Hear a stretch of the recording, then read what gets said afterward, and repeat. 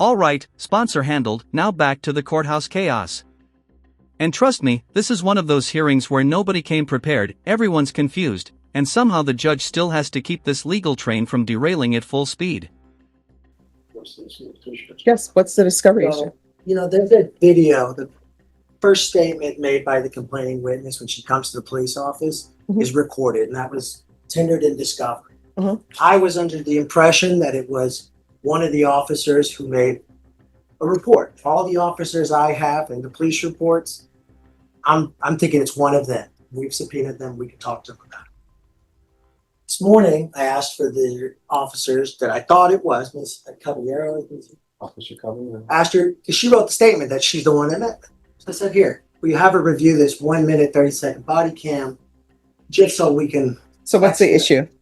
Issue is, she says, well, that's not me. It's these, I think it's these two other guys who were mentioned nowhere in the reports. And in the video, she starts making a statement about what happened to those officers, and then it cuts off.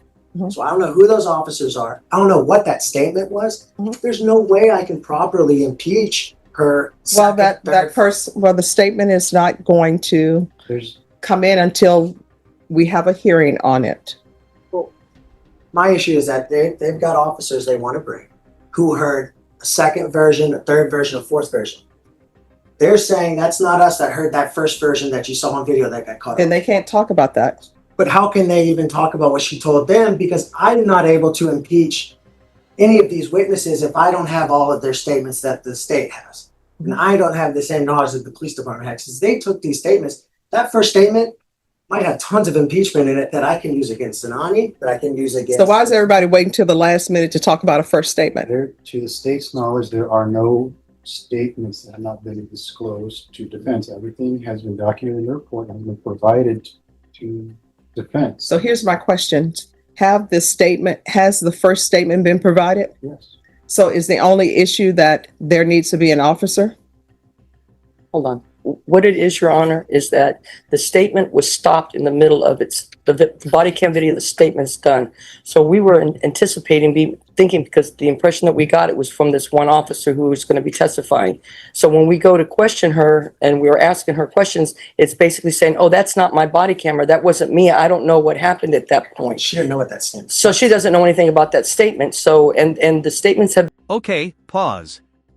This is the legal equivalent of showing up to a wedding and realizing you're at the wrong venue. The defense thought Officer A took the first statement, only to discover it was actually Officers Mystery and Mystery Jr. that matters, because if you don't know who took the statement, you can't cross-examine them. And in trial land? That's like walking in blindfolded. Been changing throughout. So we want to see how far the statements have changed from statement number 1 to statement number 2 to statement number 3. If we're just finding out today that that statement number 1 wasn't even taken by the officers who we believed it to be, we can't properly impeach. If they can identify who that officer is, then we can bring them up and testify, well, what is it that she told you in statement number 1? But we can't even do that because they've not been identified to us. There's no supplemental reports by this person. And as you well know in investigative processes, any officer that has any contact with a complaining witness and that complaining witness is making statements should, under proper investigatory standards, make a supplemental report so that we can know what's going on. We can't even say that today. So as far as the court's question as to why are we just finding this out right now, we just found out right now. This is not any bad conduct, and I'm not trying to impute any bad conduct on the DA at this point, but my point being is that this is something that should have been brought to our knowledge, and just hiding the ball. And this right here is why judges get migraines. Last-minute revelations, scrambled reports, and everyone insisting they're not hiding the ball, they just didn't realize the ball existed. This is classic late-breaking discovery chaos, and it can absolutely blow up a trial if the judge thinks one side couldn't prepare properly. Saying, well, we didn't think about it, we didn't know about it, that's insufficient. That's denying the client due process. Here's my question. 1, how many statements were made? At least 3. One statement that they made initially to the officer. What they're referring to, this body cam that they have, there is no audio on this body cam itself. It cuts off. It's like a minute and something long. It's very short. If Your Honor would like to watch it, see, there is no audio on it. Additionally, if the statements were, as I was saying, to Officer Caballero, who is here present to testify. If there's follow-up done by the assigned detective. That was it. So this is my question, and I want everybody to answer the questions that are being asked. First, is this a statement involving the complainant? Yes. All right, so how many statements is the complainant having, is attributed to the complainant? Okay, are we referring to different times when the statement was made? Just a total. Did this all happen in one sequence? Of course not. All right, so here's the thing. I need one person at a time. And this is what I want to remind everybody. I cannot make a proper ruling if everybody wants to converse over each other. This is the information I need, and this is the information I want. And then you can all do your arguments afterwards. So, the first statement, and I'll just call it first statement, and that was by the complainant. Who is the officer who took the first statement? All right, I'm gonna have y'all step back. Y'all discuss whatever y'all want to discuss, then you come back. But the jury is coming in like 5 minutes. And if y'all have not finished discussing it, then that means that you all don't want me to make a ruling on anything. I want you to make it. So get it. The judge basically said, figure it out in 5 minutes or I'm making the call for you. That's courtroom code for, I'm done babysitting, either collaborate or face the consequences. And trust me, judges do not like wasting jury time. Every second that clock ticks, pressure rises. Yes. All right. That's the first statement. Percent she tries to make a statement about this incident. All right. And then the second statement? Is when she goes to the police station and meets with Officer Caballero. No, that's not correct. The second statement was made at the station to some mysterious police officer who had the body camera. And the body camera, as she starts to talk, it goes off. Now, the questions that we have is, what did she tell that officer, and why? And if we had that officer, to ask the officer, Is why did there you feel the need? Statement. So what is in discovery, the video that they have is assigned to an Officer Kennedy. Reading on his supplement that they disagree, to me, it appears he is their live police department's version of like a UED.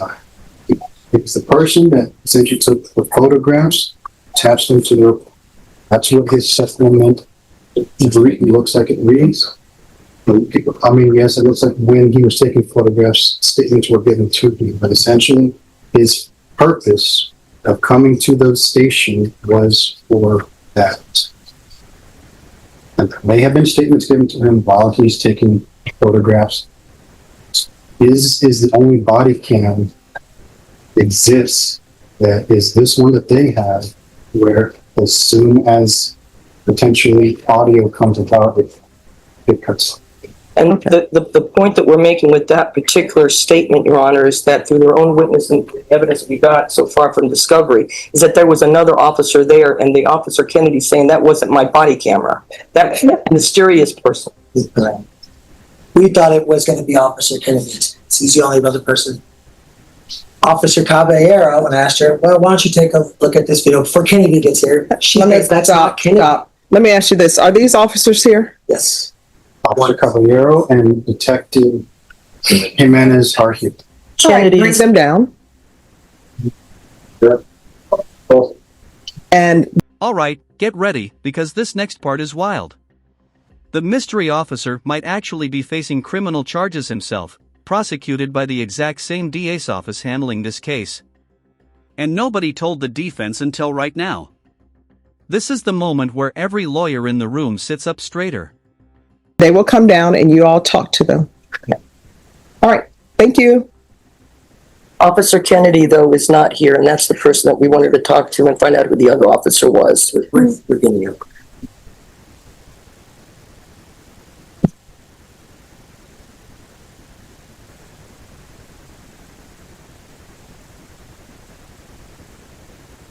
Any objection to the court speaking to the juror? Any objection to the court speaking to the jurors? I won't blame anyone, of course. I will just let them know that there have been technical difficulties.